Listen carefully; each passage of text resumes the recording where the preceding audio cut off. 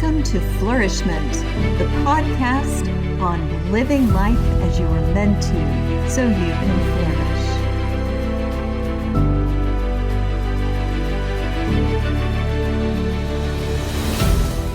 Welcome, everyone. I have here with me today Karen Whiting. She is a mother of 5, a grandma, and now as her older daughter adopted a grown young lady a few years ago, she has 2 great granddaughters. She's also an author of 27 books, an international speaker, and former television show host. Her newest book, Growing a Mother's Heart, Devotions of Faith, Hope, and Love from Mothers Past, Present, and Future, is what we're here to talk about today. Let's share together, Karen, about moms and their struggles and joys and the mess and busyness of it all. Welcome, Karen.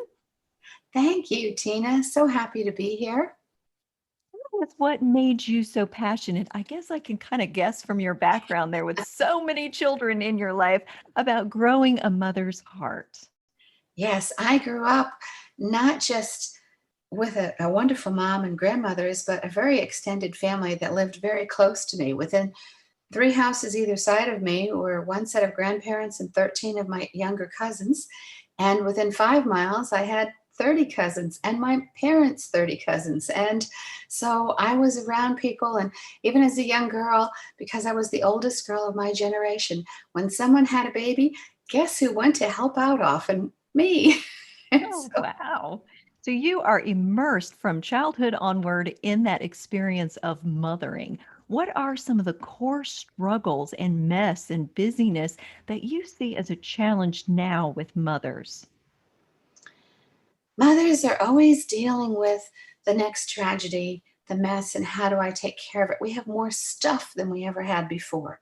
So, how are we going to keep that together and neatly? And our children have more stuff. The busyness has been a little bit calmer the past year because of the pandemic. And that has made us sit back and think, what do we really want to do? I think it's going to bring up new choices, but we have those choices. And we also meet, that means the children have been with us a little bit more than they might normally be, and a little bit less playtime with other friends. And that is sometimes making moms feel lonely for adult company, watching their children lonely for their own age group. And that is a different battle, but we always have these struggles and they can change over time. The mother nurture her own heart's growth when she is immersed in all the stuff that she's got going on with volunteering, with taking care of her kids that right now are at home around her all the time with no break at all. And she's required to be a teacher and a mother at the same time, whether she's used to doing it that way or not.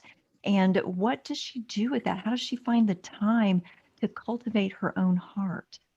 Right. 2 things. She certainly needs to cultivate that relationship with the Lord. And hopefully, if she has a husband in the home who's around and not traveling or not overworking, and sometimes they're even home more, that she will be in the Word with him. And that will help in praying together, meeting together with him on a monthly basis, like I did with my husband, to look at the upcoming calendar and how they can support one another. And the other thing is to have that support group around her. They may not get together, but they certainly should get on Zoom or something and on the phone to talk with each other when children are napping or bedtime has come early in the morning, for if they're a morning lark and their friends are, they can chat then, but they do need to stay connected, some texting, without it interfering with paying attention to what their children are doing. But they need to keep those lines of communication and support open. So important to be connected with supportive fellowship. That is a key. And especially if you have a marriage, making that marriage stronger as well. Those are really important tips, Karen. Thanks for sharing those. Is there anything that a woman can also do in addition to that to grow her heart? I think she should continue to dream. If she wants to dream and think about what she can do in the future, she has to remember the children are only little for so many years. We have like 18 years with them. And really, by the time they're teenagers, they have so much more life with friends and all, and are pulling away to become more independent, that's when the dreams can continue. But while she's dreaming, take those first steps. If she dreams of a certain career, then why not take some courses, just one at a time online? If she's dreaming of writing, then why not journal and work on some other writing things right now? Writing notes about her children. If she's thinking that she wants to impact the world, then why not join something with her church that she can do, even if it's from home? I've known moms, and one story in my book is about a mom who said, I'm kind of disabled. I can't do a lot. But her hands were fine. And so someone said to her, well, you could cut out things and prepare stuff for my class so that when I have activities for children, it's ready for me and save me time. And not only did she do that, but that brought that teacher and that mom together so much. They developed a friendship that kept going. And so you can look at, what can I do now where I'm helping other people and making an impact? Because when we help others, it returns and helps ourselves. Such deep wisdom there, Karen. Thank you for sharing that connective, that dreaming, that beautiful, beautiful wisdom that you have to share with us. I love the idea of moms connecting with their dreams. I think it's often easy for moms to lose the sense of a personal dream, isn't it? Yes, it is. And sometimes our dreams do change, but that's okay. That's part of the adventure of life. Now, I have a grandmother who I enjoyed a lot. She taught me to sew because she was a professional seamstress. She had been a bookkeeper, and I don't know if she'd ever thought about going back. But when her youngest was in school and people remarked about her child's beautiful clothing, she said, well, I make those. And that launched her into a career as a professional seamstress. And then because she wanted people around her, she started teaching sewing and loved doing that. So it gave her a whole new career right from home. What a great story. I love that. I bet your book is full of stories like that. Yes, there are so many stories in the book, from the beginning and talking about a moment with my child that just impacted me so much, to an ending quote of my son that I always say. And there are just stories from myself and others all the way through the book. Mhm. And that's what we love, are stories, that personal stories that you share. Do you have a favorite story that you'd like to touch on? Mm, Favorites are so hard, but since I mentioned the first story, let me go ahead and talk about that. I call it a treasured kiss. My son Daniel, at 2.5, I kissed him goodbye because he was going off with his biggest sister. And I watched him as he turned, just wipe that kiss off his face and brush it off his chest. And I thought, oh, he's already getting too big for my kisses. I'm so sad. And he whipped around, looked at me, and said, do you know what I did, Mom? And I bent down to his level, and I thought, I can't say what I'm thinking, and I want to know what he thinks. So I said, what did you do? And he said, I took your kiss and I put it in my heart. And today, if I'm sad or mad, I can just take it out and know you love me, and I'll be okay. Oh, that may be one of the most beautiful motherhood stories I have ever heard. Thank you for sharing that with the listeners, Karen. I love that one so very much. What a beautiful, sweet story of how we can learn from our children. And I think that might be another tip that you would want to share is, how does a mom tune in with their kids in a way that she can learn from them? Well, certainly by listening. I often had this ability to want to jump in and yell or tell them something or advise them. And I had to learn, and some of that was from watching my husband, such a great listener, to pause and listen and ask them a question instead of saying what I thought. And I learned so much more by just pausing and listening and asking them why they had done something or what they were doing. What are some other key tips that you want listeners to know today about growing their hearts as moms?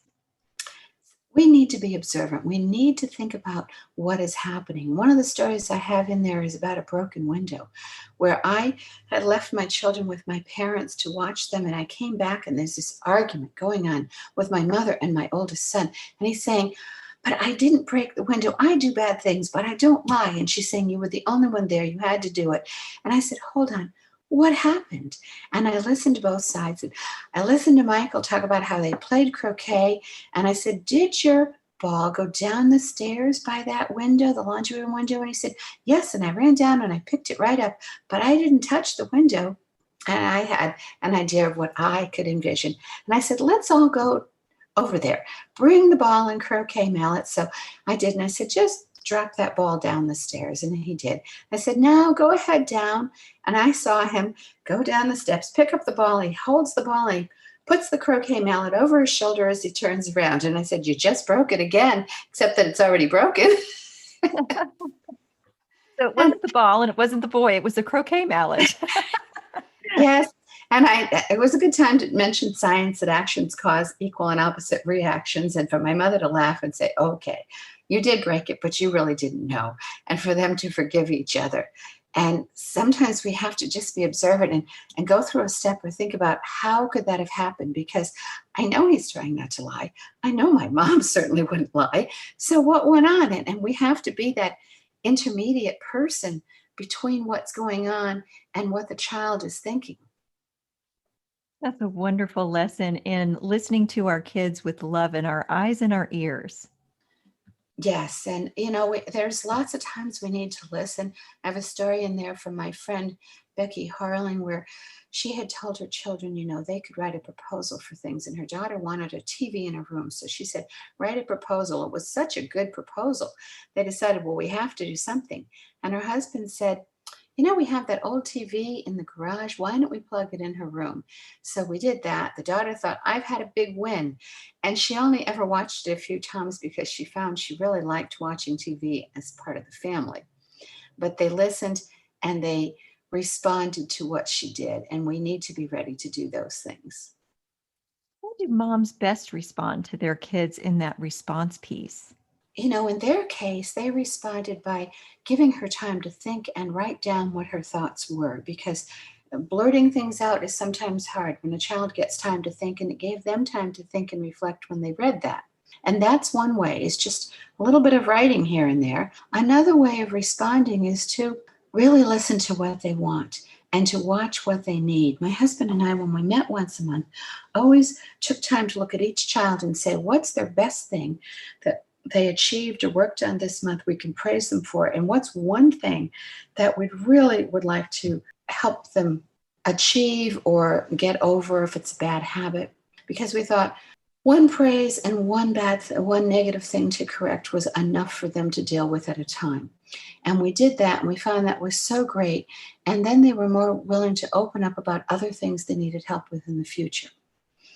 And they were also felt our approval and our acceptance of who they were.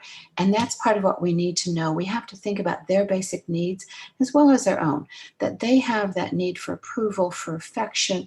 They have a need for acceptance of who they are and what they're trying to do. We also have some of those same needs. And that's where their loves and kisses that they give us, and their hugs and their sweet thoughts, are times that show their love to us and their acceptance of us as the mom they love. And those are things we can journal about to remember that, yes, I'm getting the reward that I want as a mom. I love the idea of being able to listen past what the kid is doing and approve past just what the kid's performance is, and really, really esteeming your child for who they are. That is so important. And I think I don't want the listeners to miss this. I think this is one of the biggest pieces of growing your mother's heart that you're sharing here today, is that you're listening for who the child is in the eyes of God, and esteeming that and lifting that up and growing that. Isn't that one of the greatest pieces of your book? Yes, and I love those types of things. I mean, when my son James had questions about the Bible and some doubts, and I said, well, you've asked about yeast. Let's do some experiments with yeast. And we saw how yeast helped bread rise, and he loved bread. He always still loves homemade bread. And we also saw how it could make alcohol and the difference on that. So we could understand why God equated yeast with the sin of the Pharisee, but also equated it with the growth of heaven. And that there are things that seem like a paradox, but when you start investigating, you find that there's different qualities in it, just like we have different qualities in ourselves. Ooh, that is really interesting. I can't wait to see all the wonderful things that you have to share in your book and so many others. Are there any last tips that you want to leave the audience with regarding how to grow a mother's heart? I would say that in those moments when you think, this is so messy, this is so hard, how am I ever going to get beyond it? To sit back, take a break, and say, it's only going to be a few years, and then I'm going to wish I had this again. Let me just have the strength each day for today and know that tomorrow God already knows what He has planned for me, and He promises me that there will be a good future. So important to take the time to zoom out and see some perspective on your moment because all too soon those little darlings do grow up and go away, don't they? Yes, they do. Then we get And to be we grandparents, hopefully. hopefully, and we do still miss them when they grow up and go away. So there are some joys that we need to note there. And I suspect that there's some Thanksgiving that we need to make sure we jot down in those journals about that. Very much so. So you have a lot to share in this book and in so many others. Can you tell the audience where they can stay connected with you and all the resources that you have to offer? Right. Well, if they go to my website, karenwhiting.com, from there they can see the different social media that I'm on and link to any of those. The one I probably respond to the most is Facebook, whether it's my profile or going to a Growing a Mother's Heart page that I just recently started. And they can even join a launch team for a future book because I have quite a few more coming out in the next several months. And that's good too. I love to hear from my listeners and my readers. So if they want to post something or message me, that's fine too. Are there any ongoing resources that you recommend for women who feel particularly isolated right now as moms? Well, if they're single moms, Peggy Sue Wells has a very good book that she did with Pam Farrel. Pam Farrel is well known. That is for single moms. If they're concerned about relationships and connections, I would look at Linda Gilden and Linda Goldfarb's books that are links, and those help you connect with people in a much better way and relate to them. Your own book is also a wonderful one for them to use, Beautiful Warrior. And so there's a lot out there. I think what they can do, all of these people I've mentioned are in an organization that you and I are in, Christian Authors Network. And I think going to the CAN website, ChristianAuthorsNetwork.com, is one of their best sources to find many books. Many books and places to find fellowship in online social groups. Are there places that you found as a mom growing in your own heart that were particularly good places for you to feed your soul? Yes, church groups were always good. Bible study. Yeah, I was a military wife, so we were in military Bible studies, Officer Christian Fellowship everywhere we moved. And that was just the best thing in the world for me that I would find. But one time I was driving by in a new place and saw a church that had a sign that they had a babysitting co-op. And I thought, oh, let me turn in here. I just turned in and went in with my little ones, found out what it was all about and started being part of it. And what was wonderful there is there were some older moms and some younger moms. So you had the ones who were going through what you were going through and the older moms who could give you wisdom and remind you you'll get through it. And that's important. We need to be connected with other people and find all kinds of wonderful books, like some of the 27 books that you have published and many that you have coming out, and lots of things that we can be doing online to connect with other authors and other faith organizations. Even your own local churches may have online Bible studies right now. So if you're a mom and you're looking for something to lift your heart, first you could try Karen's book, which is Growing a Mother's Heart Devotions of Faith, Hope, and Love. And I hope that you connect with Karen and you come back for the next episode of Flourishment.